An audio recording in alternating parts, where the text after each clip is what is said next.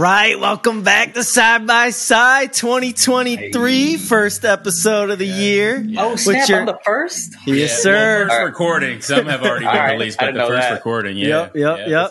Let's go.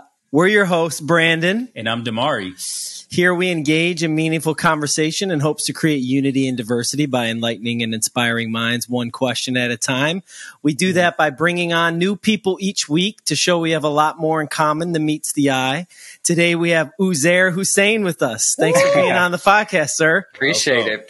Yo, that's hype, man. I'm excited. I didn't know I was the first one. Now I'm all like, oh, let's go. Start with a bang. Let's go. We had to have a banger on for the 2023. Launch us off. Yes. I'm excited to be here. Thanks for asking me to come on, man. I'm excited. Yeah, for sure. We took a little break during the holidays to kind of wind things down a little bit and chill out and get back into it. Now we're excited to bring some new people on, try some new things this year, and see where the podcast takes us and leads us, and who we get to meet. So very excited. Nice.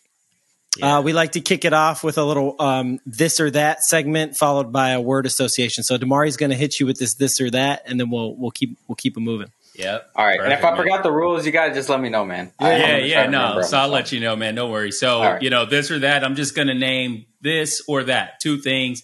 You just tell me which one you prefer, right? All right. Android or iPhone? iPhone, man. Tacos or burritos? Tacos. Cheez-Its or goldfish? Goldfish. Batman or Superman? Batman. Last one.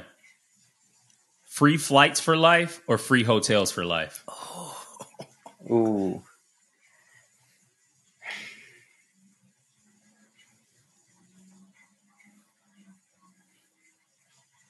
What kind of flights? Let's not complicate it. Flights, man. I don't know. They can be private. They can be first class. I could hotels because I don't know what kind of class of flights we're talking about. He's man. like, I want Emirates, first class luxury. I got goals, right? I don't want to be locked in for the rest of my life. You know. Listen. No, it could be the hotels. Whatever you want. It could be private flights, first class, whatever you make it up in your mind. All right. Well, I'll take flights, man. Not limited to this earth either. So. Okay, cool, man. So Rizzo, what you got, man? Read them back. Yeah, normally say with me tacos or burritos. You guys analyze this? Okay. I'm doing tacos. Cheez-Its or goldfish. Oh, Cheez-Its all day. Android or iPhone. Batman or Superman. Batman. Flights or hotels. And this one. Ooh. Well, Uzair just threw a wrench in with that, like flights everywhere thing, even space. Yeah, man. So I'm gonna go hotels because I'm gonna pay the price of the regular flight if I have to, but man, the hotel options will be expansive, you know. So I'm going hotels. Yeah, I'm going hotel. I'm living rent free for the rest of my life. I'm just posted up in Ritz Carltons, Four Seasons around the world. Look at this guy flipped the script, man. He's talking about residency. Okay, all right. He's always trying to bankroll it into some sort of investment that he can curtail there. I see it. It's free hotels for life, bro. Like, come on. I'm living the high life, bro. I hear it. Beverly Hills, man, Miami. I've been using the heck out of Airbnbs lately, so I've been a little, biased. I'm like, I'll take the Airbnb route, but sometimes these hotels, they're bangers, man. Yeah, they're nice. I mean, especially some of the ones that I'll be in this free hotels for life deal. I'm talking Waldorf Astoria. I'm talking like top creme de la creme. Yeah, So that was great. Got the word association from Rizzo rapid fire round. Let's see. So the second game we like to play is word association. So this is going to be rapid fire. I'm going to say a word or a thing, and then you give the first thing that comes to mind. And then if there's something spicy there, we might ask some more questions. All right. Here we go. No thinking. You got to go. Boom. All right. This is how you get in trouble, folks. Yeah. Biryani. Bomb cyclone. Bomb what? Bomb cyclone. Terrorist.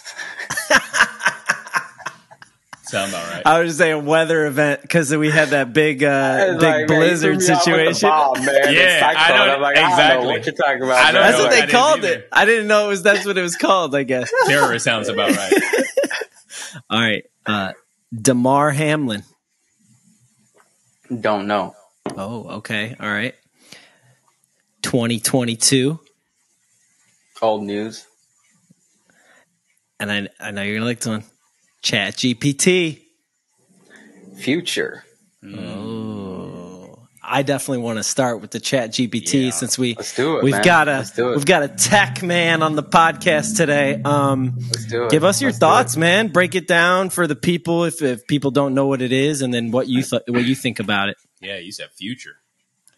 Man, I think right off the bat is don't be scared, right? I think that's the initial grunt I'm sensing from a lot of people is like, I look at it just like Google was, or when scientific calculators came out, it was just like another layer of assistance for us that allowed us to focus on our human creativity, and I read this line where it was like, a designer is not going to take your job. A designer using AI will. And, even in our team, it's become like a superpower for us. Each one of us has 10x'd our skills and capabilities just off this thing. And, it's just like anything you apply knowledge or power or technology to, you can do it in positive ways or negative ways. In this sense, I think there's a lot of positivity. And yeah, I could spend a lot of time talking about the ins and outs of it too, because I've been programming on top of it as well. And we're building kind of like a next future, like whole product ecosystem around it. And, it's hard to figure out like revenue models and things like that. That's still in the early nascent stages for those things, but they're coming. We're figuring those things out too. So, I just released this one kind of initial product.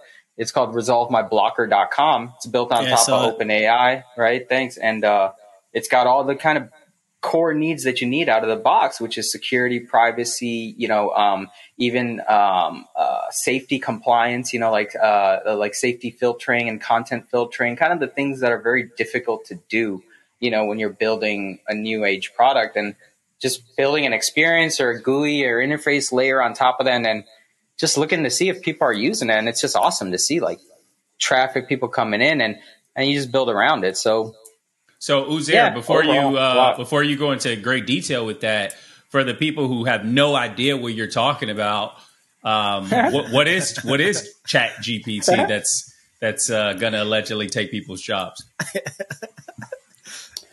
Man, let me think. How should I explain this? Because there's multiple ways to look at it.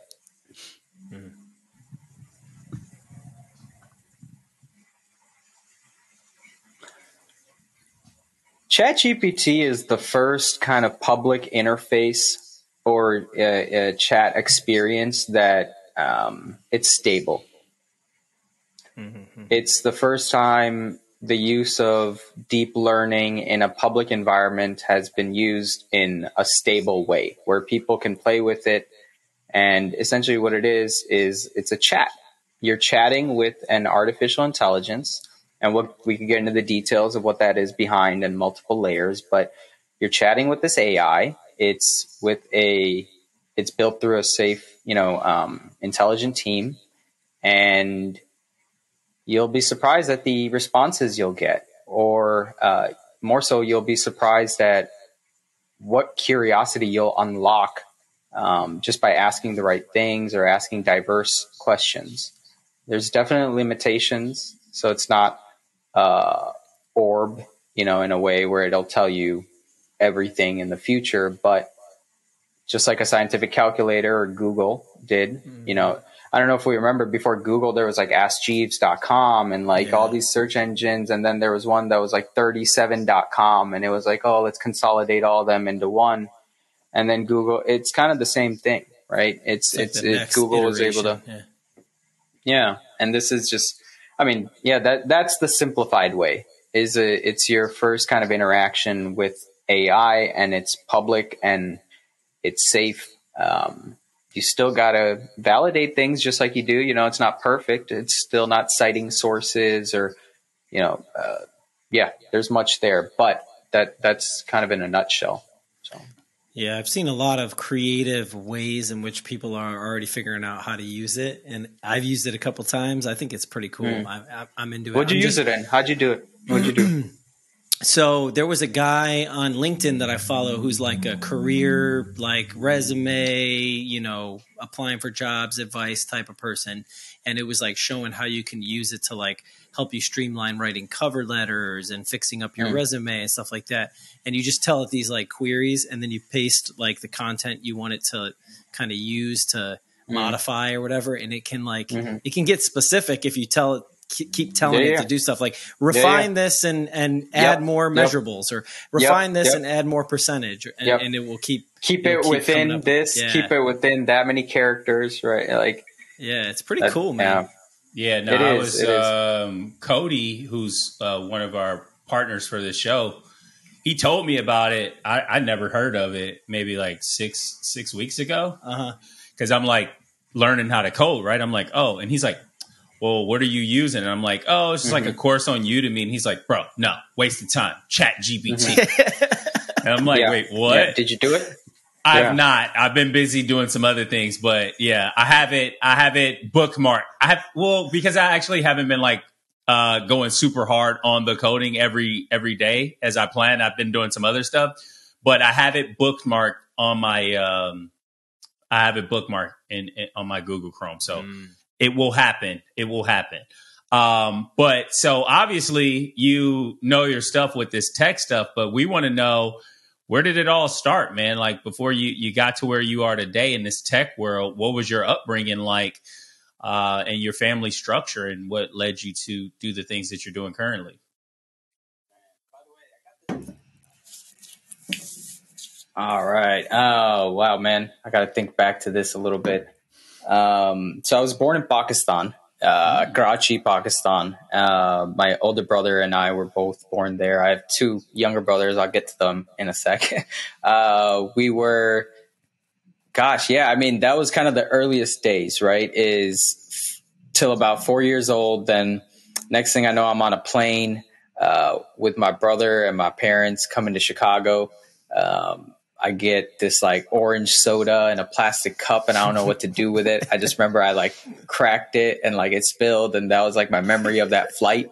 And then the next memory I have is coming to our apartment building in Chicago. It's called the Medical Apartment Buildings. It's pretty like rough area now, but I just remember there was like a Lego bucket in the closet for me. I don't know who. I still don't think I know who got that. I think it was one of my aunts, but like, yeah, those are the kind of like my earliest memories of getting to the States. Is like even in like the car, I'm like looking out the window, just looking at the snow and just being like, what the hell is this?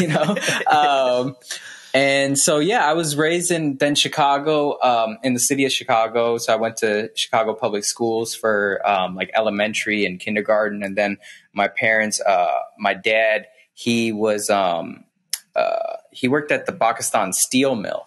So he was a mechanical engineer. He had, studied in Russia and he was doing really well in Pakistan. He was helping launch the Pakistan steel mill itself for Pakistan to be able to export iron ore at the time. Mm-hmm. So it was kind of like a big thing. And my mom was in the medical field. She studied phlebotomy. And so when we got to Chicago, actually, she got the more serious job.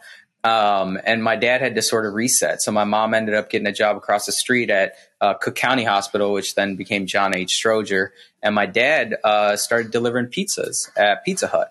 And that was kind of like the earliest like restart, where it's like my dad's grinding it out. And then eventually we moved to the suburbs. So Downers Grove was the next suburb we moved to. And then over there, I remember my dad's like studying for air conditioning and refrigeration, kind of like certification, essentially like HVAC stuff. And he finishes that. He's like studying. My grandfather's there at the time, and he's helping him. And I'm just kind of growing up observing this, right? Like it, and like going from like city of Chicago to then Downers Grove, go to school there. That's kind of like my first memories of like, I remember I swore and I got in trouble, and I was just like deathly scared because, you know, I was in the category of getting whoopings, you know, so it was, it fell into that bucket, you know, for that one. And yeah, from there, majority of my upbringing was in Naperville. So Naperville is another suburb. My dad was like, I just remember going to Pakistan. We'd be visiting Pakistan like every year at this point, or every other year to kind of, so I was like always kind of going back and forth. And I remember one time we're in Pakistan for like 2 months and my dad comes back a month in and he comes back with some like blueprints of this new home. And I'm hyped. I'm like, what? We got a house. I get to choose my room. Like, this is craziness, you know? And I started asking for everything. I was like, I want the front room. I want the view of any money coming into the driveway. And my brother was like, slow down, man. Slow your roll, dude. This is my room right here. You're going to get this side view, you know? And I'm like, all right. I guess I can still see the driveway. It's cool. Like, and those are like the little things I remember. And Naperville was just a ruckus, man. Naperville was just a ruckus. It's like, I was doing public school, right, in District 204, which was like Naperville and Aurora. So it was like not like super nice Naperville, but it wasn't like super rough Aurora. It was like right in the middle. And I'm like the only brown dude. Like the only other brown dude that was there was like, I don't know, like super high class. You know what I'm saying? So I was kind of like figuring out everything where I was, what my role was going to be. I even remember like in 8th grade, that was the first time like this new middle school was being built up, and going from 7th grade to 8th grade, half the kids were going to opposite schools. And I took that opportunity to just recreate myself. I like came back to 8th grade with like a new hairstyle, new outfit, like new everything. I was like, you know what? I'm just going to leap it. And I'm just going to like jump into like the cool crew and all that. So it was just like a lot of these like learning, figuring out myself, getting into trouble for sure, you know, learning about just like how to talk to girls and like how to date and like how not to get in trouble about it, you know, and like it's just all these things. And that's very different, right? If we get into spiritual stuff, raised Muslim, right? And like there's this whole Eastern culture around dating and like, you know, it's a very different approach where it's like, that was kind of like the overarching theme was I didn't realize at the time was I had very deep roots in Eastern culture, and I still have them, but I was in like middle America, Western culture. Right. And so like the technology stuff that kind of came in just from exploration. You know, my dad getting us like the first like computer, we got like dial up AOL. Right. And my dad spent a gang load of money buying us a computer from Best Buy. And I just remember we bought us the printer and like we couldn't print because like he didn't buy us the cable. And then like I was so hyped to like use it, I opened up the cartridges and I was like, oh, I'll just wait until the cable's here, right? And then the cable comes and my dad's like, we try to run it and the ink's dry because I left the ink cartridge. And each time this stuff was happening, I'd be getting in trouble. So I'd be like, damn, man, I messed that up. Or damn, virus over here. Or, damn, bootloader CD messed up over here. Like it was always breaking stuff. And then sometimes you get in trouble. Sometimes you just figure it out, you know? And gosh, man, I mean, I really got deep in tech because once the internet came out and chat rooms, and I think I got hooked to information. Like that was like, I just remember before the internet, the coolest thing for me to do, and it kind of sounds nerdy now, but I always wanted the whole gallery of encyclopedias that they'd sell on TV. And like we weren't able to afford it because it was so expensive. And then they had a recurring subscription on that. Now that I think about that, man, I was like, they were looting it, you know? Anywho, I remember like one time we're at like Jewel Osco, which is like the grocery store right out here. And my dad like finds this like 2 set, which is, it's just like A to M and then N to Z, you know? So it was like a 2 thing, but like Encyclopedia Britannica, and I just remember going to those things all as much as I could. Like I remember I would just be like submerged in them and I'd be like, wow, what's this dinosaur? What's this term? Like, and so when Google came out and these things came out for me, it was like an unlock, you know, I was like, and I remember going back to Pakistan. My cousins would be taking me to these like pirated software buildings, right? So you pretty much get any software you want. In fact, it was like the second largest pirated software kind kind of ecosystem in the world. So it was like, there was so much stuff happen. And so I'd go to Pakistan and I'd like get to play with like the latest Photoshop or get the latest, like, audio tool or whatever it was, just to experiment with it, and then coming back to the States, playing over here, right, going to school, then eventually working. So I guess, I didn't really take it seriously until I'd say college. College, I started, so I went to University of Illinois, Chicago. I studied bio because I was like, oh, one of our uncles, we had some like few family friends that had kind of done all right. And I think I got lucky being in these social circles and found out that, some of them had made their real wealth in this internet business.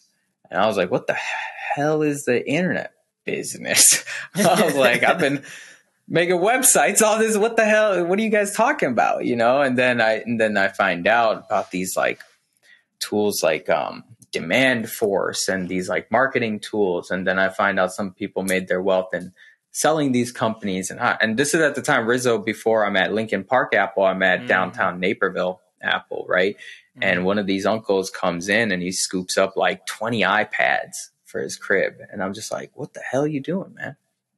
And he's like, yo, come by to my clinic, let's talk. Like, what are you up to and stuff? And I find out that, he did quite well off of this type of stuff. And I was like, damn, I could do this, and that was like right when my mom, she was like about to pass away. So in 2010, my first parent, she was, she had gone through cancer, open heart, that sort of, we could get into that stuff. But, I just found this like little bit of energy where I was like, you know what? And that's when I was at Lincoln Park Apple too. And I was like, I'm just out. Like, I gotta get out of here. And I thought I had some like kind of some strings to get me out there, and they didn't really work out. So I ended up just like, grabbing my stuff and saying like, all right, I'm going to do this. And then, I asked one of those same like social circle of peers to invest in me.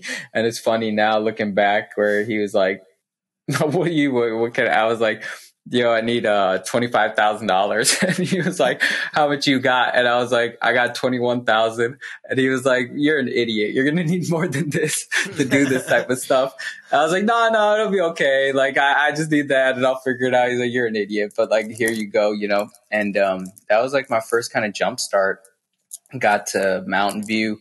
One of my, colleagues, friends at the time, he ended up like, at the time it was like he was going to help me move, and then it turned into just doing the project together and co-founding it up. And and that was like that journey. It was called Cleu. It was it was a lot of like click clacking around, but when I look back, essentially you're talking 2011, and we built a pretty good product. It was an alarm clock. It started off as this like productivity tool. And then, my co-founder had to leave, and then I kind of kept it going. And, I worked at some other technology companies like General Assembly. I was an early team member there in Los Angeles. And, during that time, I just got the energy again, because some people were like, hey man, you got something interesting going on with this thing. And so I did like a second wind at Cleu, that alarm clock, and ended up becoming like, a top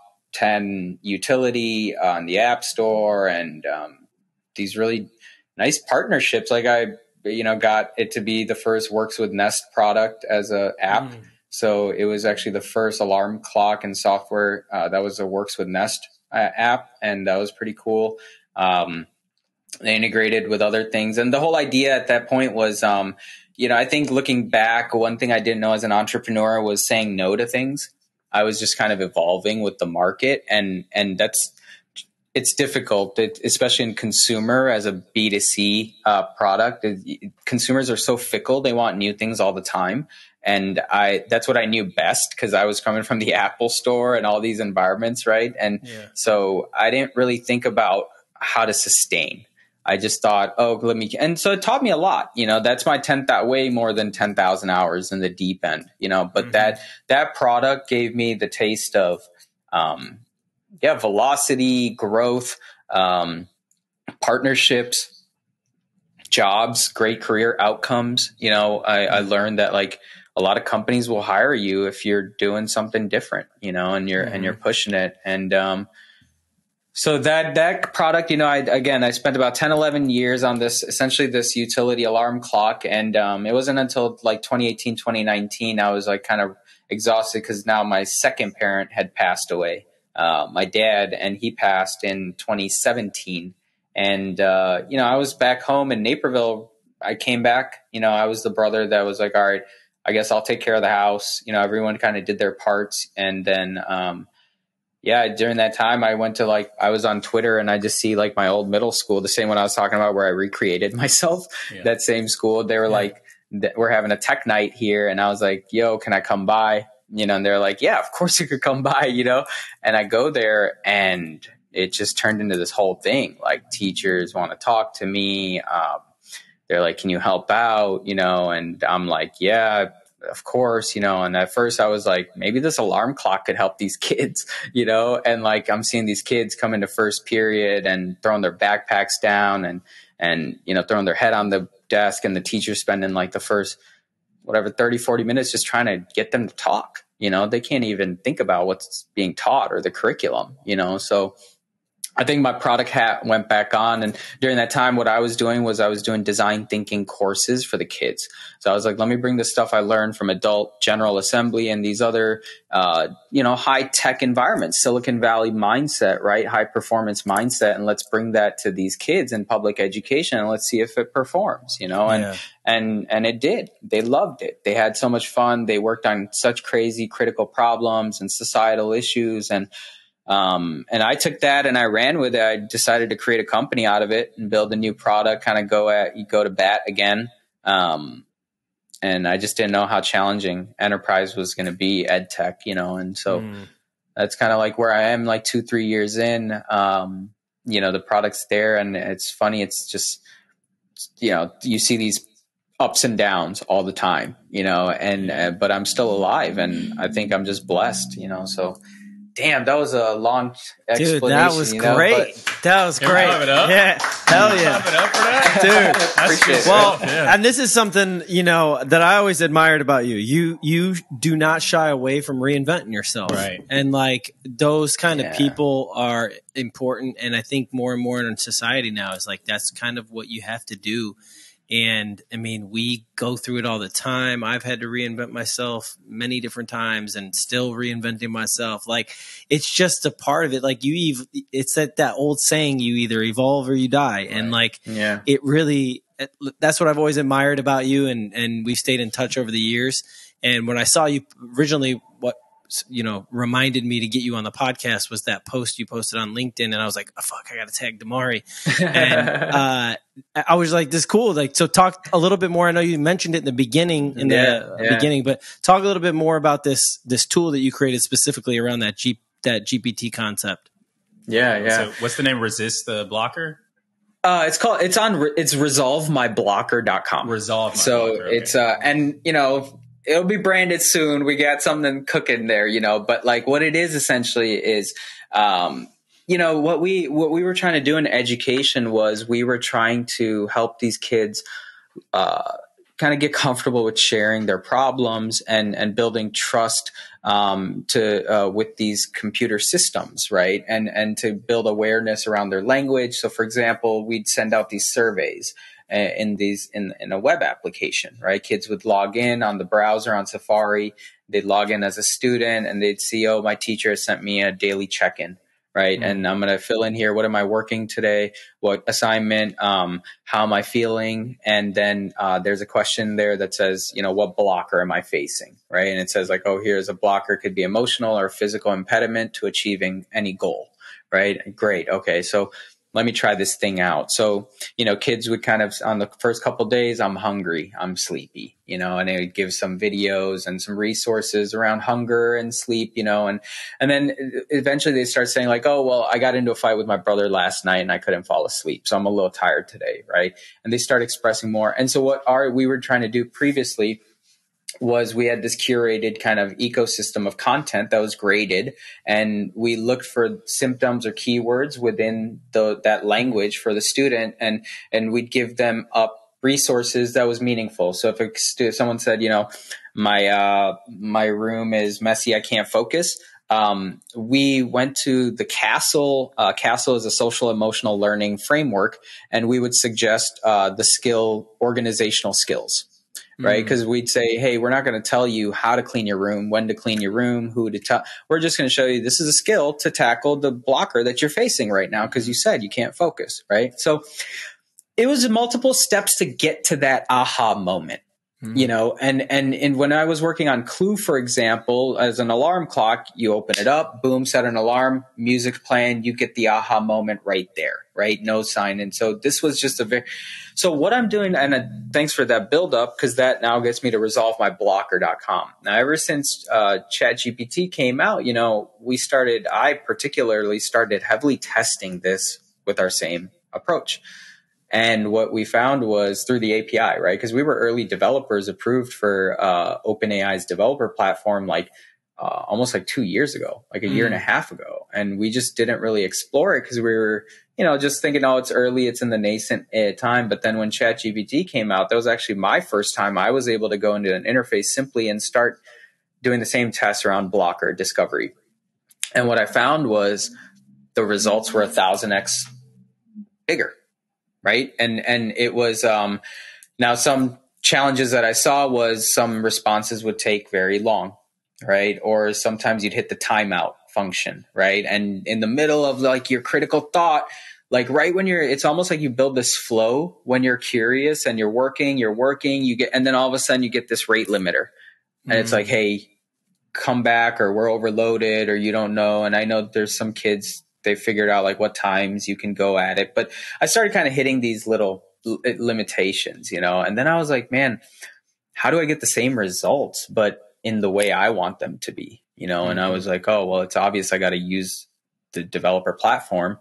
And so what was different this time was, and Rizzo, maybe you might have caught this over the years, is I was never really the principal developer on my products. I was typically the product person. I was the designer.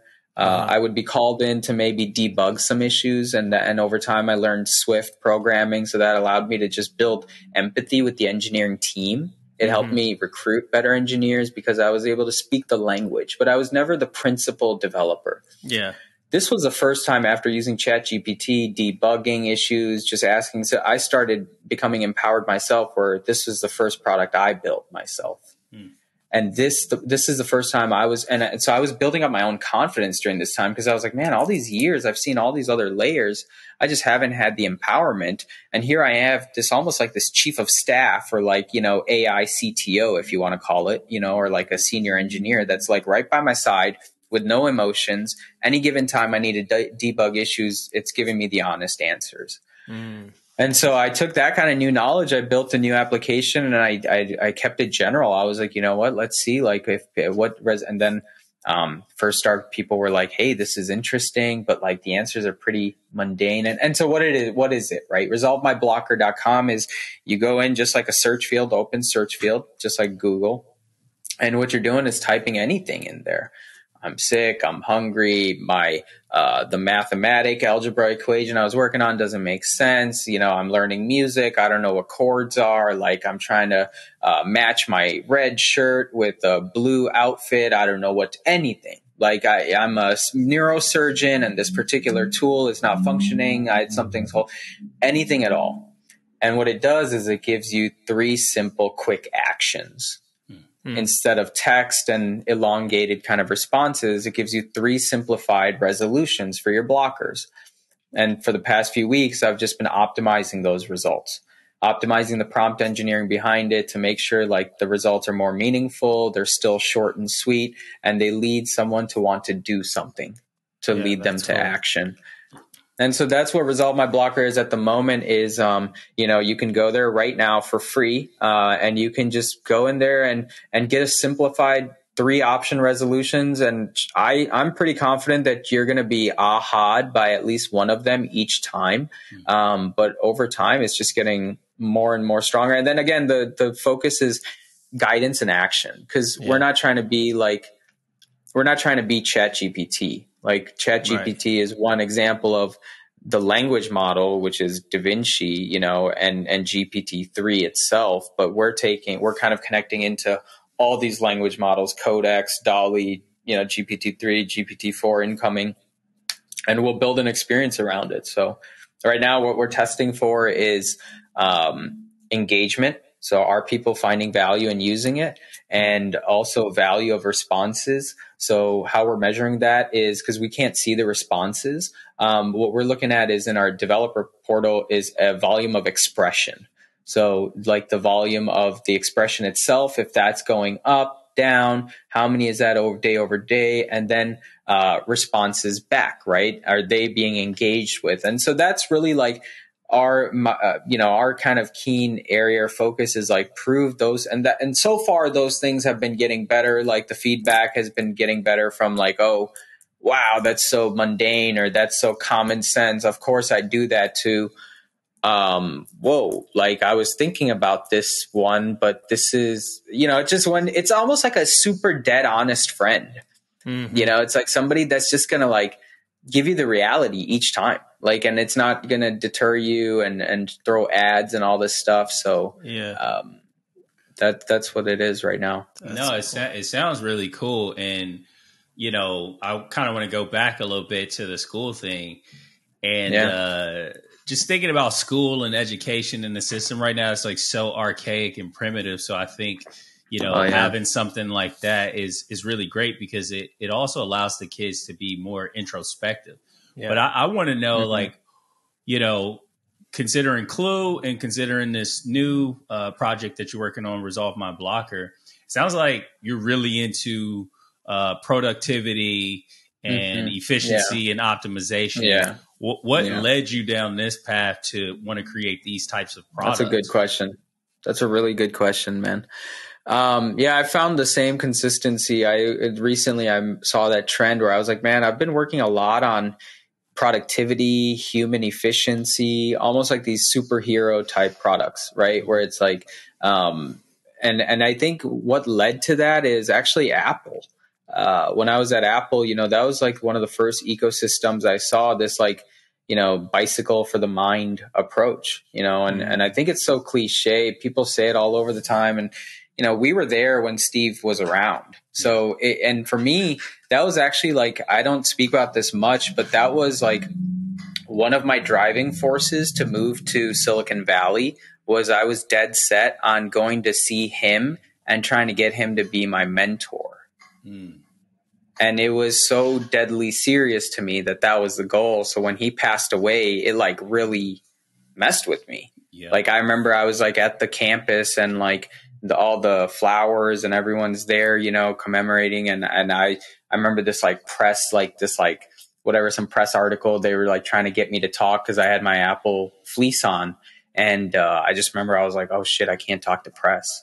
Like I should go talk to Apple PR and be like, yo, they're trying to get shit out of me. You know, what should I do? And they were like, yo, thank you for not talking to them. You know, let's keep this kind of safe. So, you know, going back to like this, I don't know. I just really believed in this idea that technology shouldn't replace people. It should turn us into superheroes, because that's what it did for me. Like when the iPhone came out, when I unlocked it, you know, I was able to kind of have a better time in college, you know, and I just, each time I got a new piece of technology, it just, sure, there's this cool factor about it, but I don't know. I just always felt like I had the leg up, you know, on information. And I think that I got hooked to that, where I was like, man, I want to build something like that. You know, I want to build tools that give people superpowers, and it's just really hard to build people's trust. I think over time, that's what I've learned, but that's the theme. I think it's pretty interesting, because there's like a love-hate relationship with technology for a lot of people, right? And I was actually reading or listening to something, I don't even remember, but it was about trading, like stock trading in the market or whatever. And there was a picture of a guy. This guy, he's made like lots of money, right? His name's John Carter, but he's made lots of money in the market, and he shows his setup from like the early 90s of technology and his modern day setup. And the question is, you know, is he a better trader now because of technology? Has it, improved or not? Right. And he really thought about it and he's like, no, I don't think so. Right. I think if anything, like I have so much more information that it creates that analysis paralysis. Right. Where it's just too much to process. So, yeah. And when just to juxtapose that with what you were saying about the technology and turning people into a superhero, I feel like the technology obviously is constantly changing, but the people aren't necessarily changing. The psychology of certain people are going to gravitate toward something like resolve my blocker, and some certain people aren't. Because what I've noticed over the past decade or so is information is free. Pretty much anything you want to learn is out there, yet people aren't actually seeking it. So what are you doing to get people involved with something like resolve my blocker? Because it may just end up being, you're just creating like an echo chamber of people that are already like-minded individuals. Yeah. Yeah. Yeah. I mean, I found like one challenging piece is, there you always have kind of like the high performers that are open to working on themselves, right? And those people already respond well. And they understand the idea of, okay, building myself, if the faster I address my weakness, and their self-awareness is off the charts, right? And those are kind of like, and that should frankly be the goal for all of us, right? Is we should all be that self-aware about ourselves, right? And to the point where we're motivated to work on ourselves. And that's really kind of like the underlying science, right? For me is like, it's around design thinking and agile, this idea of like constantly addressing blockers, and in technology, or if you've been in any, startup, that term goes around a lot, and it's a part of your daily productivity of like, hey, and it's not just about part of your language, as a team, we're all working on our blockers, right? We're all working on these common goals, and sometimes they're big missions, sometimes they're daily missions. So I haven't had too much of an issue getting those types of people to understand, but it's the other people where they're like, hey, what is a blocker? Or what is like, okay, I understand what a blocker is, but how do I know what mine is? And then they'll start wondering like, okay, what is it just something that, is it like, oh, my table's wobbly, or is it my divorce has been shitty, or like my parent died and I don't know what the hell to do. It's kind of in these, and so I think like that area we've been working on is like, so a couple things we did was we added these placeholders, right, to kind of show like rotate, and even in different languages, because you can actually go in and write an emoji or any language whatsoever and get responses. It analyzes all of it. So we started kind of rotating these placeholders in different languages to show people like what are blockers, what are examples of blockers. I think what thing we're going to have to do is almost bring in like this element of you understanding yourself quickly. Almost just like self-awareness assessment, and like and this is the stuff we learned a lot from education and the learning sciences, is how to understand yourself, what kind of questions to ask, and how to create formative assessments around that, and build like career, or essentially learning outcome profiles, and how are those reportable to, state compliance, and all these kind of layers that we learned from education. So I think, we're early, but I'm also learning too, is like what I do know is once the kids pick up that word and they start realizing, like from our school pilots, it just takes a couple days. Once kids and others start seeing, oh, wow, like everyone's working on their blockers and I don't know what that person's blocker is, but all I know is they're working on it. And it becomes this like fun thing where it's like, oh, let me work on my stuff too. And let me see what my things could be. And with this new interface, the fact that it's way more private because we're not collecting any data, it literally goes right through to OpenAI. It allows people to be as private as they want, as real as they want. And that's really when the best resources and resolutions come about. So we just got to keep fine tuning our prompt engineering on the back end. So one thing I wanted to clarify, you mentioned earlier that the volume of expression is increasing. How do you quantify that? Oh, it's in the OpenAI developer portal. So they'll kind of give you like, it goes by like a token usage. So essentially, like when you're building upon OpenAI, it doesn't mean like one token is equivalent to one word. Sometimes like words are broken up into multiple pieces. And so it could be a fraction of a token usage. So what we see is that token usage and expression volume. So it's like each input that's going in, is it getting small? Is it staying small? Are they getting bigger over time? That defines how many tokens we're paying for on the back end, because we are paying for those. And then similar data output, or similar data for output. So the results that come in, how many tokens are being used, and that kind of helps you understand just volume. And then really that you're looking at trends, right? Is like once you start to take these insights, overall, you're just really high level hoping to see like, is this thing working? Right. Like, are people even coming here? Are they finding usage in it? We're not spending a dime on marketing. So where are they coming from? Is it coming from people sharing? And during that time, we've just been building up like a whole product ecosystem in behind the curtain to build an entire ridiculous business around it. Yeah. So that's where it's at. Well, so I'm interested in kind of going deeper around this topic of kind of like improvement and superhero and that, because, certainly for me, I'm going through this period where self-improvement is a big focus of mine. It's always been throughout my life. Like when one of the things we bond over is the idea of like mysticism and esoteric knowledge and just like always constantly striving to be your best and higher self. And I think so much of technology encourages that, like you were speaking about the productivity part and trying to solve these problems and like using technology to enhance life rather than, distort it or, make it better or whatever. So I'm curious, you spoke in the beginning in your upbringing about being kind of trapped between two cultures. And I wonder for you, how much of the cultural aspect or that religious aspect and that self-improvement that everybody's after, it's 2023, new year, new me. Like how much of that is kind of tied up in the work you do and what you're after? Does that play a role?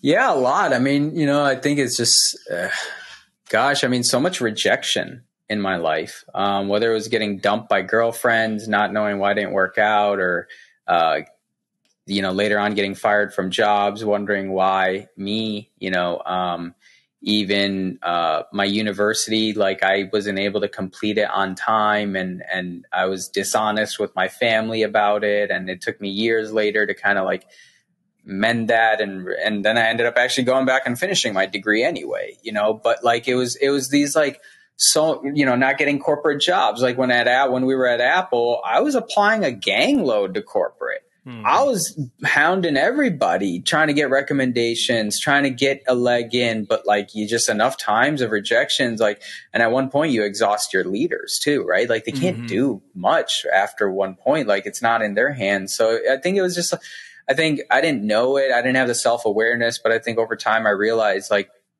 I've been rejected a lot and I've been pushed into a lot of corners and just not knowing things. I think like, there's been times where I've imploded, and then I got better about that. And I just kind of got better about harnessing pressure and realizing that there's certain personalities that actually work better under pressure. And I'm just one of those personalities. And,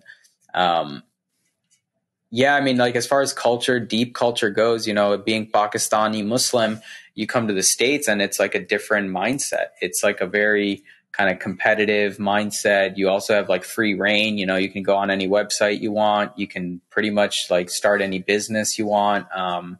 You can say anything you want. I think, and also the big difference is here, you actually have a chance if you try. Sometimes in other countries, like you could try your butt off and it just, the puzzle pieces aren't there. Or even if you maybe you build a company or maybe you put the pieces together, your mind just isn't thinking big enough. And so when I was here, I was like rattling with the learning about the Steve Jobs commencement speech and thinking big. And then at the same time, my parents are saying, hey, what the hell are you going to do about your career? Like, you're failing this, or you're doing, it's like, where the hell are you going? You're wasting money over here. Like, you say you want to do this, and how are you going to do it?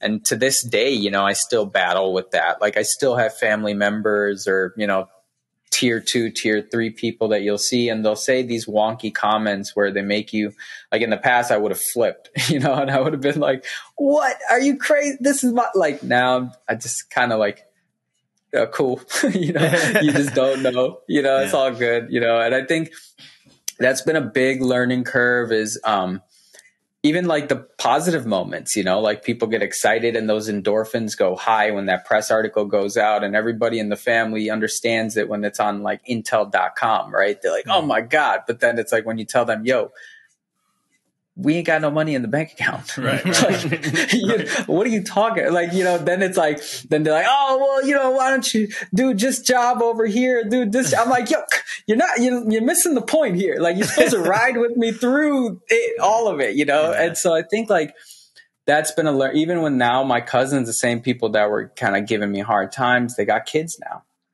and their kids are making those wild edge decisions. And now those kids are coming to Uncle Uzair. And they're like, hey, and now their parents are even saying like, hey, you should go talk to Uncle Uzair. Right. So, it's like that. It's what I've learned. I tell my parent and I tell my family this, and I think I've only been able to get them to understand is, like, as a Pakistani Muslim, we didn't have the Bill Gates or the Steve Jobs or the Elon Musks. Right. Like, even and I'm not saying our culture hasn't done well here in the Western society. Right. There's great executives. There's great CEOs. There's the works. But when you talk about the person that bootstrapped their way, and went through the grind for the fences, for these big missions, right? The people that commit themselves their entire lives for these, like we learned from the Steve Jobs, putting a dent in the universe type of missions. I think those I don't have. I don't have a mentor like that. I don't have a person like that I can look up to. There's a prophet, our key prophet, Muhammad, peace be upon him in Islam itself, that it's a great figure that, in fact, I joke in my head, like the 3 figures I have, my 3 top mentors are Steve Jobs, Prophet Muhammad, peace be upon him, and Jay-Z. Like, those are solid. Those are good. Those are my 3 right there, where I'm like, I got it. I'm good with those 3, So yeah, it's, that's been the balance, is like going after the moon, going after the stars, these big dreams that Western culture teaches you, but maintaining this Eastern, kind of home culture, right? And finding that balance. So, yeah. So I, appreciate your time and want to be respectful of your time and want to wrap up here. Of course. But, I know that he's a high performer and, always reinventing himself, and definitely is, always looking to achieve something new. And I am too. And, generally when you're on that path, you become an avid reader and you have that aha moment finally with, a book or two. What are some books that you can think of that really shaped you into, the person that you are today? Wow. Yeah. I mean, some of them, of course, the Quran, right? Yeah. Quran is a good one. Yeah. I appreciate you acknowledging that, man. That's a big one. I have it on my phone, man. I read it. Oh, that's what's up. I've got it on my iPad, but I must admit, I'm not too well versed yet. Yeah.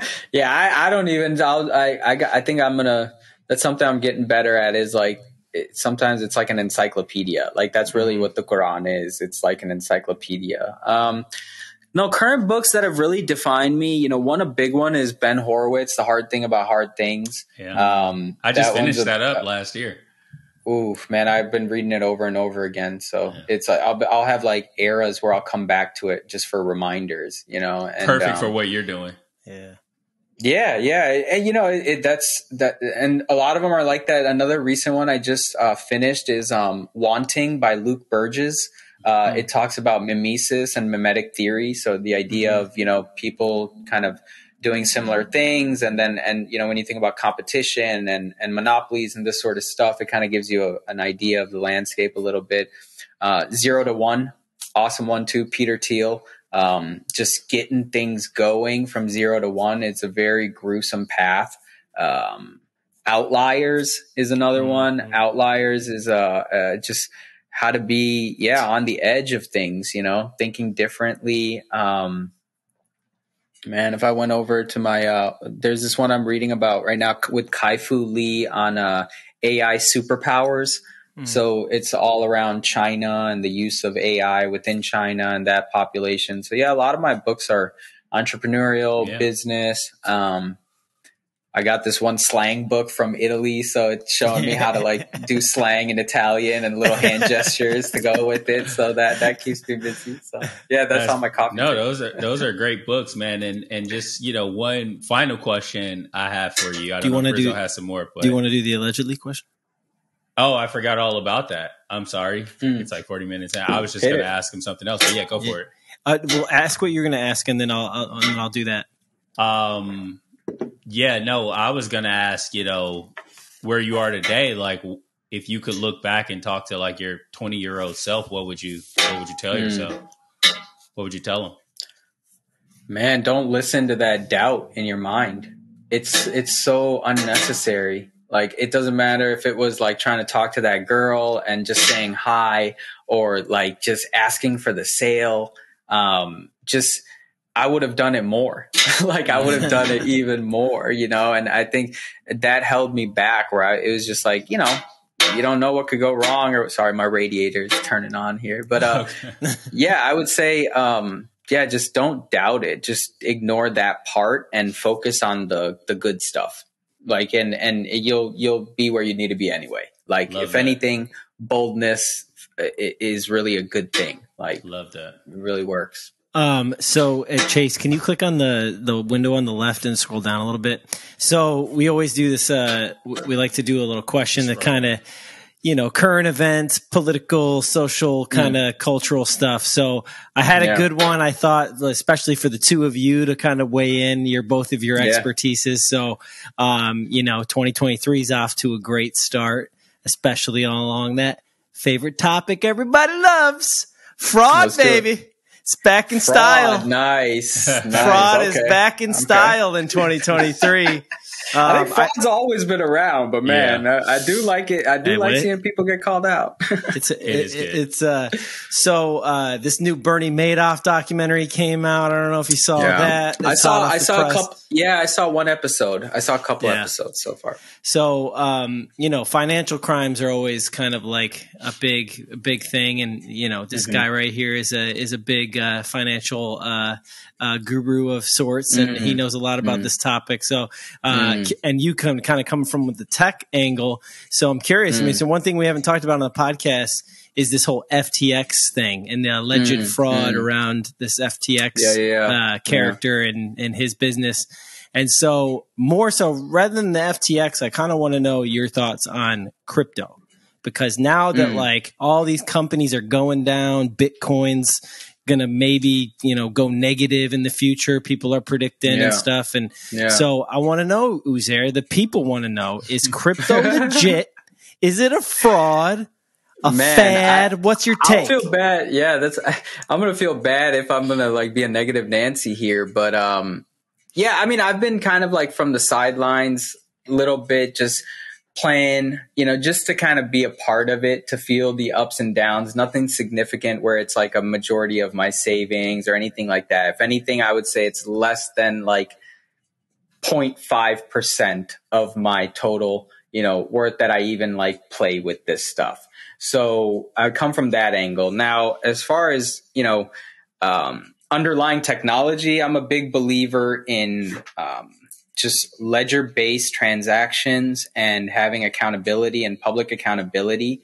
But I think there's a big, element of kind of excitement that brewed up, especially in the past couple years around like some of these tokenizations and kind of like playing with a risk already, right? It was already a risk, but now it's like these permutations of that risk. And, at the same time, NFTs going. And I think like a lot of these endorphins kind of just shot up in this moment where it was like, hey, this is value. And I feel I mean, I meet people that have said they put there's life savings into crypto, right? And it's just difficult to hear these things because I used to do options trading when I was at UIC, and I kind of got my butt kicked a little bit. So I knew, like, once you start into spreads and these other elements, like, most people don't know what they're doing, So yeah, it's a big part of it is tech. You have our tech side, which is saying, hey, we want to create large ecosystems. We want to commoditize, trading, Robinhoods, and we want to make it easier for people. But there's a big layer of just securities and understanding, how these things work. Like, most people don't even know how to pay taxes on this stuff. Mm-hmm. They don't even know, so I think there's like a big understanding, educational layer there, but there is a big macro shift of currency happening. And, the Saudi government is now, like, I don't know if it's been approved, but for gas is going to be transacted in Chinese. And so, it's a different currency now. And some of these big movements that are happening, Changing World Order, that's another book. But yeah, I think that's what I think about when I think about crypto is, like, it's one player in the mix, but it's not necessarily like the ticket, out. Right. So. Love that assessment. I mean, this idea of like the endorphins and stuff, like the mass psychosis of people, like the mass formation of movements, and like how people would just like kind of ride this. Yeah, exactly. And, they get hyped, and some of it has legs, but a lot of it is just hype. So. Yeah. I felt like that from the jump. Like when I saw it, I was like, okay, the real benefit is the underlying technology, which is the blockchain technology, which I think, to your point, having an open ledger, having accountability, it would just, make everything more efficient, make the movement of money more efficient, make transactions more efficient. And I think a lot of the big companies, Fortune 100 companies, maybe Fortune 500, they have already been implementing the smart contracts into their infrastructure over the past 5 or 6 years. So I think that's here to stay. And I predicted that a long time ago. I do think that there is some type of intrinsic value to Bitcoin, though. And I think that as long as it's floating in the market, it's going to be, there's always speculation going to be involved. But I think if they were able to get Bitcoin up to, say, $100,000, pegged directly, that would be great for institutions when they're moving money. Because right now in the over the counter market, it's just too much. It's archaic, that whole system. If you ever look at the actual money market, paper money of banks lending money to each other overnight, it's insane. Mm-hmm. And they shouldn't have to go through that. It makes it more expensive for everyone else, right? And they could literally just send, 10 Bitcoin if that's what they want to do. And boom, that's, $1 million right there. So we didn't touch on the FTX part, though. That's a big thing too, right? The fraud part. What are you guys thinking about that? I'm not surprised. I'm not surprised either. And I think there's probably even bigger frauds happening right now that have not revealed themselves. Yeah, I would agree with that. And I think it's so bizarre because I knew that there was an issue the moment I thought I read it incorrectly when it said that the guy bought the Staples Center for $700 billion. I was like, okay, this is crazy. What world do I live in? I didn't even catch that. He purchased the Staples Center? Oh, yeah. No, that was crypto. Crypto.com did that. I thought that's part of his whole thing. Oh, okay. Okay. That side. Yeah, I did. Man, let's see what happens, right? He's in the courts right now. Well, but it seems to be in cahoots with everybody. He was scheduled to speak. One thing that I found interesting was the Southern Court of New York that is taking on the case. They started saying now that it's getting a little overwhelming because it could uncover a lot of relations, right? Especially in politics, and so I think it's going to be really. And I believe they just placed a counsel or a special counsel on the case, but or maybe but it's it's something you said initially was about you said something along the lines of permutations of that like retail, that stonks craze, right? It was like permutations of the same thing, right? And and you know, people to this day, a lot of people still really don't understand what happened during the 2008 financial crisis, and that really was one of the things. The biggest things was the derivatives of derivatives of derivatives, and just constantly like creating these like false things that didn't actually have any underlying value to them, and then repackaging them and selling them to people. And it was just like that fury of people taking this thing taking on its own life. And people are like, I truly believe like at the mass scale, like people are stupid, like the stupidity and the greed kind of take over. I would push back. I say ignorant. Yeah, ignorant. Okay, that's good. Yeah. Thank you for thank you for I don't know. that. I wouldn't even say He's I'd like, say no, naive. you're stupid. I was gonna say naive. Okay. I think Much people nicer. are naive. Yeah, it's much nicer, but they're really naive. there is It's just like, man, there's a lot, and it's just, but the ignorance comes in, right? People, I think the ignorance is the element of, hey, I've figured it out, or I know it all. And I think you got to always be aware that there's actually more that you don't know. Yeah. Way more than you don't know than you do know. So it's like if you start getting in this trap of, oh, I figured it out, I know it all, that's a risky place to be. You already lost at that point. Yeah. I mean, when you're putting your family savings or things like that on the line on volatile, like, again, I did options trading back at UIC when I was a freshman. So I was playing with like a few $1,000 my dad let me play with, and I lost it all. Mm-hmm. But I knew then, I was like, damn, this shit's hard. Like, you got to be on top of it. And I think people get lost. Like, you want to cash out, or, you know, you want to, it's just not enough understanding there. Yeah, for sure. I think that's why there's actual professionals that do this all day, and they're going to happily take retail investors' money. I mean, at the end of the day, you want to set up a plan, execute that plan, get out of the market, whereas most people are using emotions when they're trading options or something like that. Mm-hmm. But if I have a plan where I say, hey, these are the type of trades that I'm going to make, I'm looking to take 2 to 3%, and I'm going to put a stop loss in place, right? So I'm not going to lose more than 5% of my equity no matter what, right? And I take the 2 to 3%, even though maybe I'm looking at the market and I'm like, hey, I think it could go up a little bit higher. If I stick to my plan, I pull out. You can do that every week. And if you're making, you know, I was actually just reading something, and it was like, if you had $1,000 and say you made 5% returns every week, by the end of the year, you'd have $11,000. If you took that $11,000 and did that at the end of 5 years, you'd have $198 million, right? So that's what these guys are doing. They're really good at it because they don't let emotions get in the way. It just sucks when you hear right? these things, man. It's like you wish somebody told you this stuff when we were like middle school, right? Well, like, the good news making is this money, like. The good news is the information is free now. So people could do it if they want to, but there's a lot of talking heads out there, so it's hard to discern who you should listen to and who you shouldn't listen to. So you should listen to Black Swan Financial Group.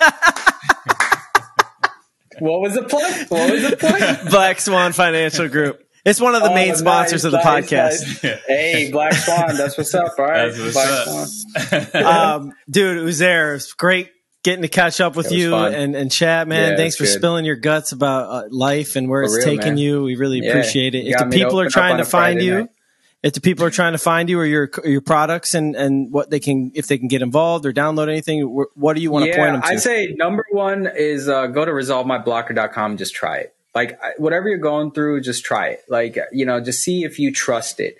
And if you don't, go to timekeeper.com and let me know. So timekeeper.com is my personal site, and that's spelled TIMEKEEPUR. So Timekeeper with a U, obviously, because Uzair, you know. So resolvemyblocker.com, and then share feedback on Timekeeper. So awesome, man. Appreciate y'all having me. Really had fun. Thanks for coming on. Nice. Damari, if the people are trying to find you, where can they find you? They can find me at Judah Clan on Twitter, or you can find us at BlackSwanFinancialGroup.com. How about that? Like that. There it is. You can find me at RizzoFeels.com and Brandon Rizzo on LinkedIn. Just look for the guy with the red smoking jacket looking hot. Yeah. He does look hot. I can verify that. Dude, who's there? We'll talk to you soon, man. Until we see you guys next time, we're side by side. Thanks. Peace. Peace.